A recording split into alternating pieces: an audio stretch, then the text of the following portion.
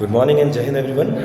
मेरा नाम है Nitish Kumar Choubey and today I am going to teach you a topic. जो टॉपिक हमने सेलेक्ट किया है उसका नाम है विंड डिस्प्लेसमेंट लॉ।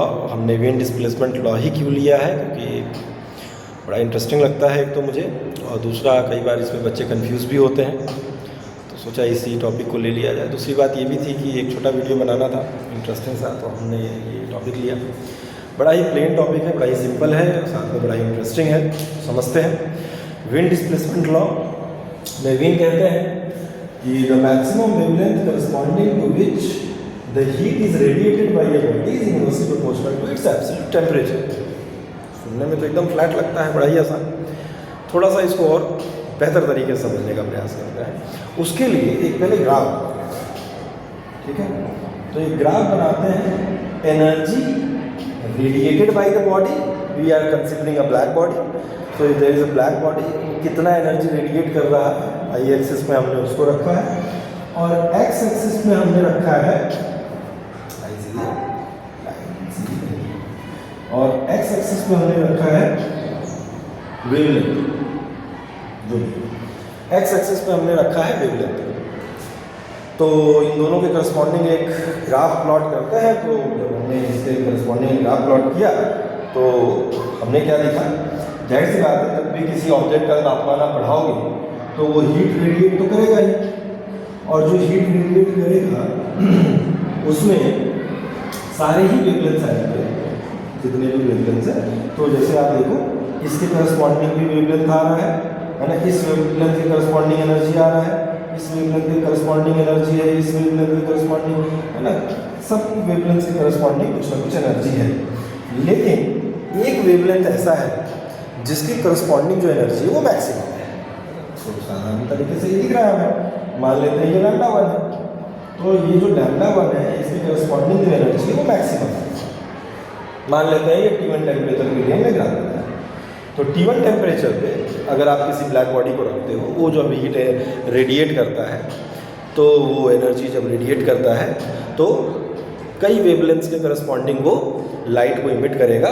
तो इसलिए अगर कलर की बात करें तो वो आपको थोड़ा चमकदार ही दिखेगा, लेकिन एक वेवलेंथ ऐसा होगा जिसके करस्पॉन्डिंग जो एनर्जी है वो मैक्सिमम होगी, तो उस वेवलेंथ के करस्पॉन्डिंग वो आपको थोड़ा सा ज़्यादा नजर आएगा। जैसे अगर रेड के करस्पॉन्डिंग वेवलेंथ अगर मैक्सिमम है तो आपको वो ऑब्जेक्ट थोड़ा रेडिश दिखेगा। अगर कलर की हम बात करें तो थोड़ा सा वीडियो एक बार और रिवाइज कर लेते हैं। क्लास 10 में हमने पढ़ा था कि लाइट 7 कलर से मिलकर बनती है। नाम है VIP GYOR, वेव। ये मैंने क्यों लिखा, ताकि आपको बता सकूं कि वेवलेंथ का ऑर्डर क्या होता है। ये भी आप समझ लें, है ना। वायलेट का वेवलेंथ सबसे कम, रेड का वेवलेंथ सबसे ज़्यादा। तो T1 टेम्परेचर पे हम लोगों ने एनर्जी और वेवलेंथ का जब ग्राफ बनाया तो हमें इस तरीके के ग्राफ मिला। अब अगर हम तापमान बढ़ाते हैं तो क्या होगा, सिंपल सी बात है, अगर हम तापमान बढ़ाएंगे तो एनर्जी जो रेडिएट हो रही है वो तो बढ़ेगी, तो ग्राफ तो ऊपर की तरफ लिफ्ट होगा, क्योंकि एनर्जी हमारा वाई एक्सिस में है, तो ग्राफ लिफ्ट हो गया ऊपर की तरफ। लेकिन जो इंटरेस्टिंग बात यहाँ पे घटती है वो ये है कि जो मैक्सिमम एनर्जी के करस्पॉन्डिंग जो वेवलेंथ है, अब वो सेम नहीं है बल्कि घट गया।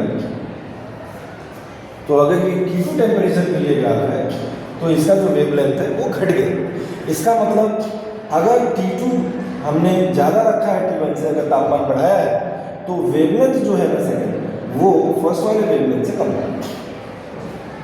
एकदम प्लेन सिंपल विंड डिस्प्लेसमेंट। इन्होंने कहा कि जब आप तापमान बढ़ाएंगे तो मैक्सिमम एनर्जी जिस वेवलेंथ की करस्पॉन्डिंग निकलेगी वो वेवलेंथ घट जाएगी, ठीक। तो बेसिकली ये, और भी अगर हम एक और टेम्परेचर ले लेते हैं, अगर आपने और टेम्परेचर बढ़ाया तो ये फिर घट जाएगा, है ना। क्या घट जाएगा, वेवलेंथ। कौन सा वेवलेंथ, जिसके करस्पॉन्डिंग आपको मैक्सिमम एनर्जी मिल गई। तो this is basically wind displacement.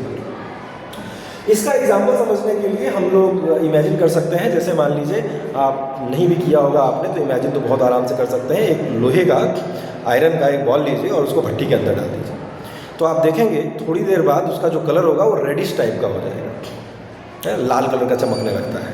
उसके बाद अगर आप माने नहीं और उसका तापमान बढ़ाते गए तो रेडिश के बाद वो जो कलर चेंज करेगा वो कैसा हो जाएगा, रेडिश के बाद वो थोड़ा सा येलोइश टाइप का दिखने लगेगा। फिर अगर आप फिर भी नहीं माने, आप बोले नहीं हम तो और टेम्परेचर बढ़ाएंगे, तो तापमान अगर आपने और बढ़ाया तो वो कैसा दिखने लगेगा, ब्लूइश दिखने लगेगा। ऐसा क्यों हो रहा है? ऐसा तो नेचुरली हो रहा है, लेकिन विन ने उसको एक्सप्लेन किया। विन ने क्या एक्सप्लेन किया कि जैसे जैसे आप तापमान बढ़ाते हैं तो जो वेवलेंथ है जिसके करस्पॉन्डिंग मैक्सिमम एनर्जी रेडिएट हो रही है, वो वेवलेंथ घटती चली जाएगी। देखिए घटती चलेगी। पहले ऑब्जेक्ट हमको रेड जैसा दिखा, फिर थोड़ा ब्लूइश दिखा, येलोइश दिखा, और फिर आपको ब्लूइश दिखने लगा। तो ये घटता हुआ चला गया क्रम। इसका एग्जाम्पल हम लोग स्टार्स का एज वगैरह निकालने के लिए भी करते हैं, है ना, या टेम्परेचर निकालने के लिए करते हैं। जैसे कि ये आपको दिख रहा होगा, यस। तो अगर रेड कलर का सूरज है तो थोड़ा ठंडा ही है, बहुत ज़्यादा गर्म नहीं है। अगर तापमान अगर आप बढ़ा देते हो और वो बहुत दिख नहीं रहा है, ठीक है, it is orangish colour at 4500 degree Celsius, it is yellowish colour at 6000 degree Celsius, it is whitish colour at 10000 degree Celsius, it is blue white at 40000 degree Celsius. अपना सन के बारे में अगर हम बात करें तो it is whitish and yellowish type का। इसका मतलब मिड एज। क्यों मैं कह रहा हूँ मिड एज? क्यों मैं कह रहा हूँ मिड एज? मिड कलर, ठीक। तो लगभग 10 बिलियन साल का शायद उसका लाइफ स्पैन है, इफ आई एम करेक्ट। तो 4.5 या 5 बिलियन ईयर्स उसके हो चुके हैं। That's why it is this, है ना। धीरे धीरे ब्लूइश हो जाएगा, उसके बाद you know the Chandrasekhar limit and everything, है ना। Either it will convert into black hole, obviously it will not, because it is 1.44 times the mass of the sun. So anyways, this was wind displacement law.